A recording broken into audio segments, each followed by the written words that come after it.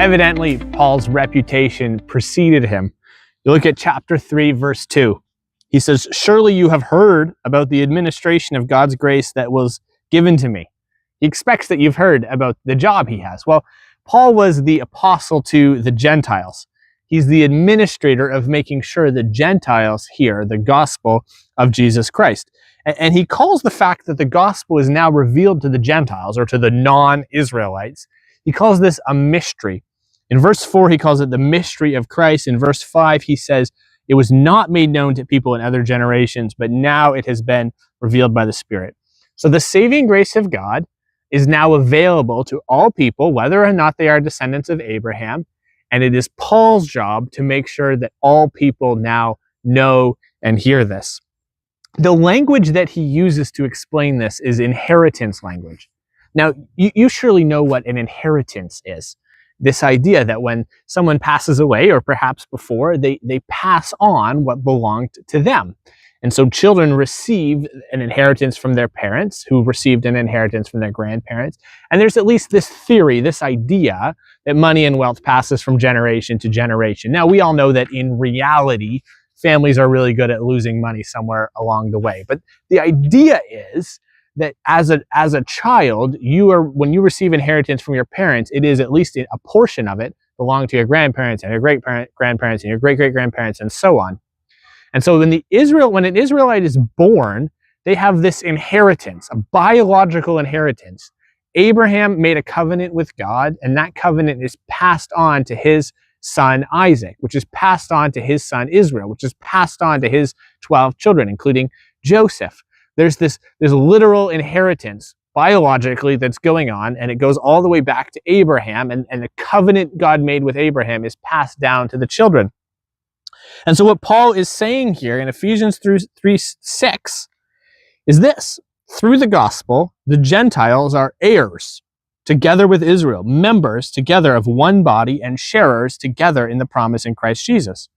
So through the gospel, through the death and resurrection of Christ, the Gentiles are now co-heirs with the Israelites.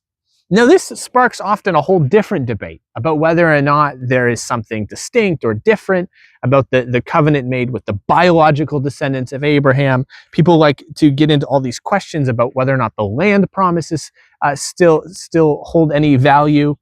But going down those rabbit holes, I think, can really detract from the beauty, the value of what Paul is actually saying here.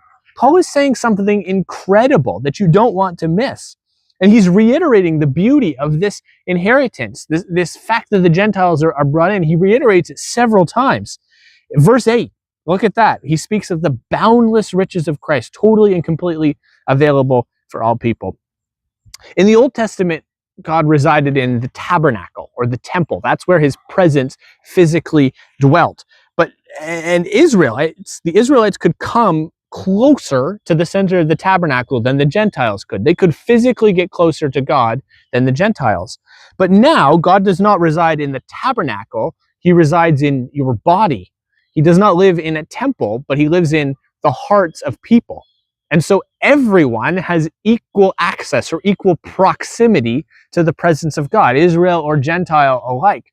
We are all recipients of this inheritance, this promise that God will draw near. So we read last week in chapter 2 that the division between Gentiles and Jews is gone, that the inheritance is now the same. In the first century, Christians were having a really hard time grasping this. And you see this all over the New Testament.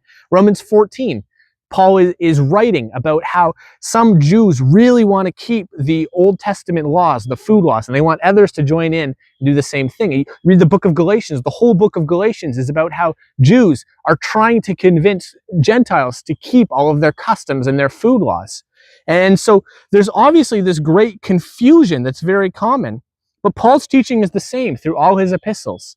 Salvation is by grace, through faith. It doesn't matter who your ancestors are, and it's apart from any works of the law. The full promises of God are given to people through the death and resurrection of Jesus Christ. And so the Gentiles, with no relation to Abraham, receive the presence and power of God in their lives. They can draw just as close as anybody else. And Paul just appears to be overwhelmed by this. So starting in verse 14, he says this. He says, "For this reason, I kneel before the Father." In other words, he's like, wow, the Gentiles have the opportunity to draw near to Christ. I'm just going to pray. I'm just going to fall to my knees and worship God. That's essentially what he's saying. And he prays, first of all, that Christ would dwell richly in our hearts, which again, Christ used to dwell richly in the tabernacle. But now he's just celebrating this. Christ is dwelling in the hearts of anyone who has repented and believed. So he's acknowledging this transition, and he's praying that we would understand and recognize how great God's love is in making this. So praise Jesus that we as Gentiles are able to be co-heirs with the Israelites, recipients of the promises that God made to draw near and dwell with us.